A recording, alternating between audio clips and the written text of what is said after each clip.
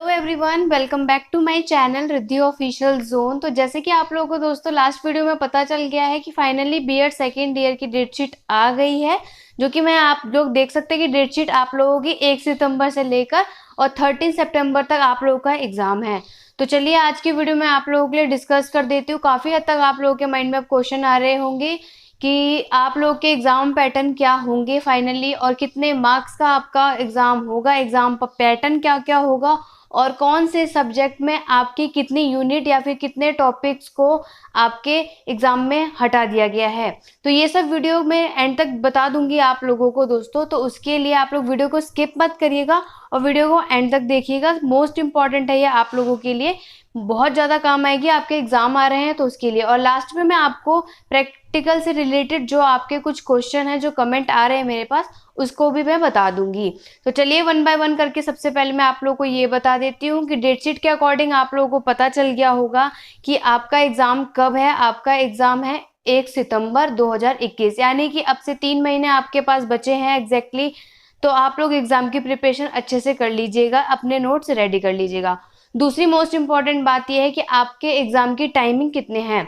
Last year भी आपके 3 hours का ही एग्जाम होता था। मैंने पहले भी अपने वीडियो में बता दिया था कि आपका एग्जाम कितने घंटे का होगा, 2 घंटे का, और यही आपके डेट शीट में भी लिखा है। जैसे कि आप लोग देख सकते हैं कि आपका एग्जाम कितने हैं, 11 से लेकर 1 बजे तक का 2 घंटे का आपका एग्जाम है। बहुत सारे बच्चों की आप क्वेरी खत्म भी हो जाएगी। काफी हद तक कंफ्यूजन थी कि आपके एग्जाम सब्जेक्टिव होंगे या ऑब्जेक्टिव होंगे। डेट शीट आ गई है तो आप लोगों के एग्जाम में नॉर्मल बता देती हूँ कि आप लोगों के एग्जाम सब्जेक्टिव ही होंगे, ऑब्जेक्टिव नहीं होंगे। तो फाइनली आप लोग सब्जेक्टिव के अकॉर्डिंग अपनी प्रिपरेशन कर लीजिए। बाकी जो मैंने अपने चैनल पे एमसीक्यू बेस्ड क्वेश्चन डाले हैं दोस्तों, उसे जरूर देखिएगा, क्योंकि वो आपके वेरी शॉर्ट क्वेश्चन आंसर में बहुत ज़्यादा हेल्प करेंगे और वो सारे क्वेश्चन आपके वेरी शॉर्ट में पूछे भी जाते हैं। दूसरी हो गई कि आपके सब्जेक्टिव और ऑब्जेक्टिव की कंफ्यूजन दूर हो गई होगी कि आपका एग्जाम आप सब्जेक्टिव में ही होगा। नेक्स्ट आपकी जो कंफ्यूजन है वो मैं आपको बता देती हूँ कि कौन कौन से सब्जेक्ट में आपके यूनिट कटी है या फिर टॉपिक को हटाया गया है। तो सबसे पहले मैं आपको ये बता देती हूँ कि बीएड सेकेंड ईयर के एग्जाम जो पैटर्न में जो टोटल मार्क्स होते हैं वो हर सब्जेक्ट में जो भी उतना आता है उनका आता है 40 मार्क्स का। यानी कि आपका पहला जो है क्रिएटिंग एन इंक्लूसिव स्कूल, ये भी आपका 40 नंबर का ही पेपर आता था और 40 नंबर का ही पेपर आप लोगों को इस बार भी आएगा। दूसरी बात यह है कि इसमें बाकी सब्जेक्ट में कोई चेंज नहीं है, ना ही आपके नॉलेज लैंग्वेज एंड करिकुलम में, ना ही जेंडर लैंग्वेज, ना जेंडर सोसाइटी में, ना वर्क एजुकेशन में, ना आप लोगों का एडिशनल जो था गाइडेंस काउंसलिंग इन्वायरमेंट एजुकेशन, बाकी अदर्स जो भी आपके ऑप्शनल थे, इनमें कोई चेंजेस नहीं है। उनमें सारे के सारे आपका जो सिलेबस था वो वही आएगा। मोस्ट क्वेश्चन जो बच्चों के दिमाग में चल रहे हैं कि असेसमेंट फॉर लर्निंग में कौन सी यूनिट को हटाया गया है और उसका एग्जाम पैटर्न में लास्ट ईयर क्या क्या चेंजेस आए थे।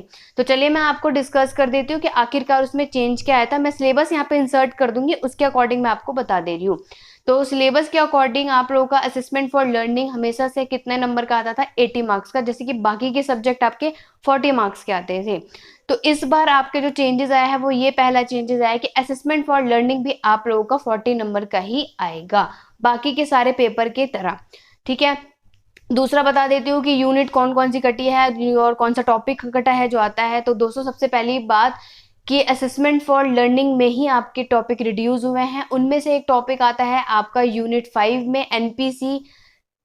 एनपीसी आता है आप लोगों का, यानी कि आप लोगों का एक सिलेबस कटा था। मैं आपको सिलेबस में दिखा भी देती हूँ, जो कि आपका असेसमेंट फॉर लर्निंग में आया भी था। और इसके अकॉर्डिंग आपके 2 ही टॉपिक इसमें रिड्यूस हुए हैं, जो मैं यहाँ पे पिक्चर इंसर्ट कर दूंगी, जिससे कि आपको कंफ्यूजन नहीं होगी कि कौन सा आपका टॉपिक हटाया गया था और कौन सा टॉपिक आपका नहीं हटाया गया था। तो चलिए मैं आपको बता देती हूँ असेसमेंट फॉर लर्निंग में कौन सा टॉपिक आप लोगों का रिड्यूस हुआ था। राइट। तो आपका असेसमेंट फॉर लर्निंग में जो आपका पहला टॉपिक कटा था यूनिट 1 में, तो आपका कोई भी टॉपिक नहीं हटाया गया है। तो आप लोग इसमें कंफ्यूज मत होइएगा दोस्तों कि टॉपिक हटा है या फिर नहीं हटा है। यूनिट 1 असेसमेंट फॉर लर्निंग में आपका कोई भी टॉपिक नहीं हटा है। उसमें सारे जितने भी इंपॉर्टेंट क्वेश्चन थे वो सब के सब आपके इंपॉर्टेंट आएंगे। ये मैं आप लोगों का सीसीएस यूनिवर्सिटी का सिलेबस यहाँ पे इसलिए लेकर बैठी हूँ कि आप लोगों की काफ़ी हद तक हेल्प हो जाएगी कि कौन सा टॉपिक आपका नहीं आ रहा है। तो चलिए यूनिट 1 में आपका कोई भी टॉपिक नहीं कट रहा। उसमें मोस्ट इंपॉर्टेंट मैं आपको बता भी देती हूँ कि असेसमेंट फॉर लर्निंग में आप लोग मेजरमेंट इवेल्युएशन जरूर करके जाइएगा।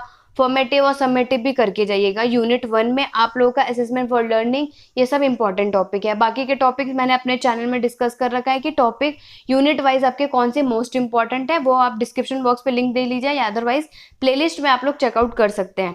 यूनिट 2 की बात कर दूं तो यूनिट 2 में भी आपका कुछ नहीं कटा है, बट इसमें मोस्ट इंपॉर्टेंट है कि ब्लूप्रिंट आपका जरूर आएगा, या फिर आपका जो इसमें मोस्ट इंपॉर्टेंट है, यह शॉर्ट क्वेश्चन में यहाँ पर आपके ऑब्जेक्टिव, रिलायबिलिटी, वैलिडिटी, नॉर्म्स, ये सारे जो टॉपिक्स हैं ये आपको शॉर्ट क्वेश्चन में जरूर देखने को मिलेंगे। तो यूनिट 2 के ये कुछ मोस्ट इंपॉर्टेंट टॉपिक थे। चलिए यूनिट 3 पे चलते हैं। तो यूनिट 3 का मैं आपको मोस्ट इंपॉर्टेंट बता देती हूँ। यूनिट 3 में आप लोगों का कोई टॉपिक जो रिड्यूस हुआ है वो आप बोल सकते हैं टेक्निक ऑफ अवॉइडिंग गाइजिंग, एक करके आपका हेडिंग आया है वो काट दिया गया है, यानी कि आप ये बोल सकते हैं role of ICT in examination.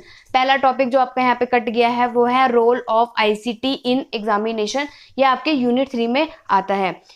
दूसरा जो आपका फोर्थ जो आता है यूनिट 4, उसमें से भी आपका कोई भी चीज रिड्यूस नहीं हुई है। लास्ट आपका जो आता है एनपीसी, यानी कि जो मैंने आपको बोला था नॉर्मल प्रोबेबिलिटी कर्व, आप लोगों का एग्जाम में सबसे ज्यादा मोस्ट इंपॉर्टेंट टॉपिक होता था, बट ये आपका दोस्तों अब नहीं आएगा क्योंकि आपका असेसमेंट फॉर लर्निंग में एनपीसी को काट दिया गया था सिलेबस में लास्ट ईयर के अकॉर्डिंग, और वो एग्जाम में आपके नहीं आएगा।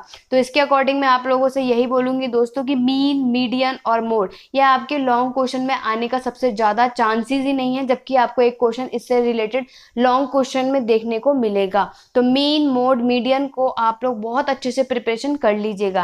एनपीसी का मैं डायरेक्ट आपको बता दे रही हूँ, पिक्चर इंसर्ट कर दूंगी कि एनपीसी का आपका यूनिट 3 टॉपिक कट गया है एक तरीके से पूरा का पूरा, जिसमें टेक्निक आती है और दूसरा आता है आपका एनपीसी। ये दो टॉपिक ही आपके रिड्यूस हो गए थे किसमें, असेसमेंट फॉर लर्निंग में। बाकी किसी भी सब्जेक्ट में आप लोगों के रिड्यूस नहीं हुए। अब आपके एग्जाम से रिलेटेड ये आपको कंफ्यूजन दूर हो गई होगी कि आपका एग्जाम पैटर्न में क्या चेंजेस आया था। तो सिर्फ असेसमेंट फॉर लर्निंग के ही सिलेबस आपका रिड्यूस हुआ था, बाकी कोई भी सब्जेक्ट में आपके कोई भी चेंजेस नहीं आए हैं। नेक्स्ट में आपका अब नेक्स्ट टॉपिक जो आपके लिए बहुत ज़्यादा बेनिफिट करेगा वो ये है कि आपका एग्जाम पैटर्न, यानी कि उसमें भी क्या क्या रिड्यूस हुआ था। तो मैं आपको बता देती हूँ दोस्तों कि कौन सा जो लॉन्ग क्वेश्चन में पहले क्या होता था और अब आपको कितने क्वेश्चन करने होंगे, और आपको वेरी शॉर्ट और शॉर्ट में कितने क्वेश्चन के आपको चॉइसेस मिली है। तो चलिए वन बाय वन करके वो भी डिस्कस कर लेती हूँ। मैं आपको यहाँ पिक्चर इंसर्ट कर दूंगी, अदरवाइज जब मैं आप क्वेश्चन पेपर डिस्कस करूंगी तो भी मैं आपको दिखा दूंगी कि किसमें कितने क्वेश्चन यहाँ पे पूछे गए थे।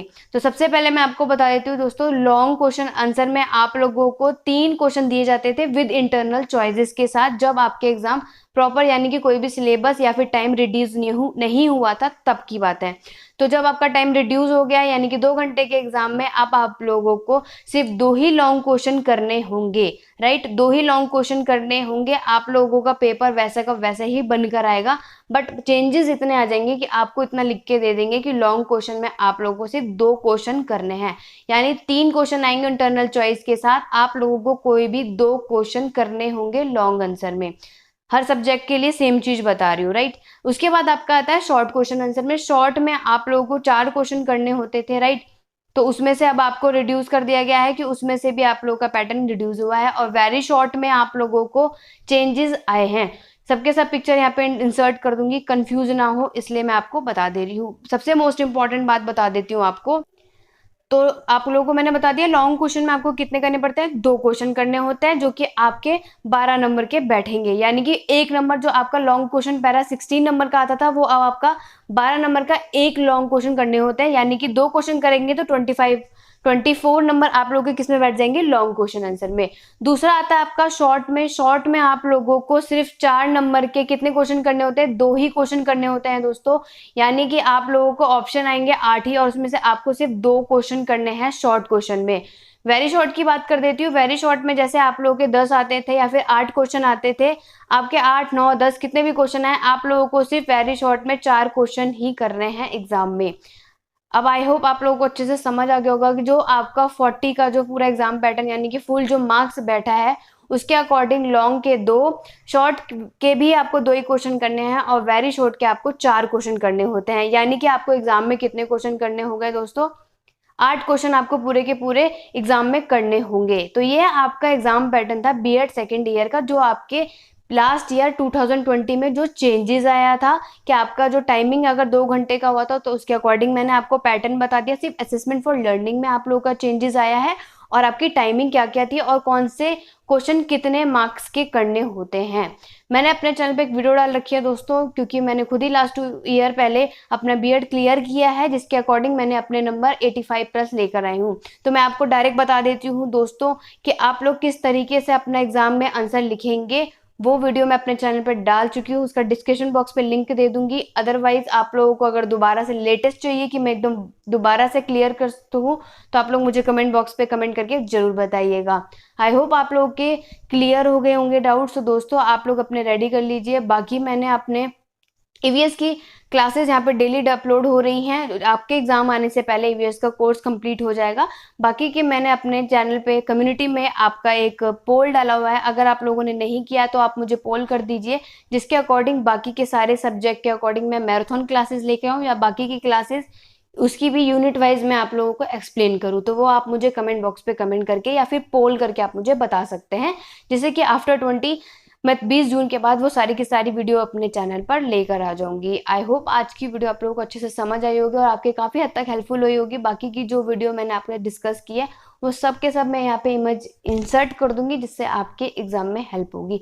अगर वीडियो में अभी भी कोई डाउट है, कोई क्वेरी है, तो आप मुझे कमेंट कर सकते हैं। अदरवाइज आप मुझे टेलीग्राम चैनल पे मैंने एक ग्रुप बनाया हुआ है, जो कि आपको अबाउट में जाके डिस्क्रिप्शन पे वहाँ पे लिंक मिल जाएगा, आप उस ग्रुप को ज्वाइन कर लीजिएगा। जो भी आपकी क्वेरी होती है आप लोग डिस्कस कर सकते हैं, अदरवाइज मैं आपके वहां पे सारे के सारे क्वेश्चनों का आंसर दे दूंगी। तो आज की छोटी सी वीडियो बस इतनी ही है दोस्तों। नेक्स्ट वीडियो पे जल्द से जल्द मिलेंगे और अपनी प्रिपरेशन स्टार्ट कर दीजिए। अभी से आप लोगों के लिए बेस्ट ऑफ लक है इन एडवांस में कि आप लोगों को पेपर बहुत अच्छे से जाएगा। आपको बस अच्छे से प्रिपरेशन करनी है, ज़्यादा हाइपर होने की ज़रूरत नहीं है। यूनिट वाइज जैसे मैंने अपने चैनल पे आपको बताया है कि कौन से सब्जेक्ट में यूनिट वाइज टॉपिक, उन सब्जेक्ट को कर लीजिए, उससे बाहर आपका कुछ नहीं आएगा।